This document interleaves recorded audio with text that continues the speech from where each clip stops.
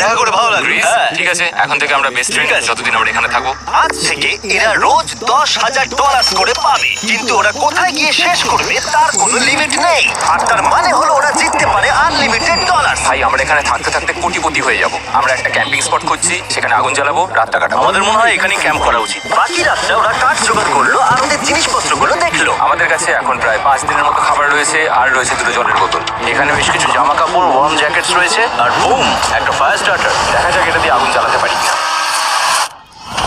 ও, এই তো এখন একটু ভালো লাগছে। চলো এই পাইনের ছাল দিয়ে বেড বানাই। এটা অতটা কমফোর্টেবল নয়, কিন্তু অন্তত ঠান্ডা থেকে আমরা বাঁচবো। আমরা বেঁচে আছি। 2 নম্বর দিন। আর পরের দিন সকালবেলা আমি ওদের প্রথম $10,000 দিলাম। তোমরা প্রথম রাতটা কেমন কাটালে? খুব ঠান্ডা ছিল। 24 ঘন্টা কেটে গেছে আর আমি কিন্তু $10,000 নিয়ে আসিনি। তোমরা জানতে চাইবে না কেন? জিজ্ঞেস তো করতেই হবে, তাই না? একবার উপরের দিকে তাকাও। ও মাই গড!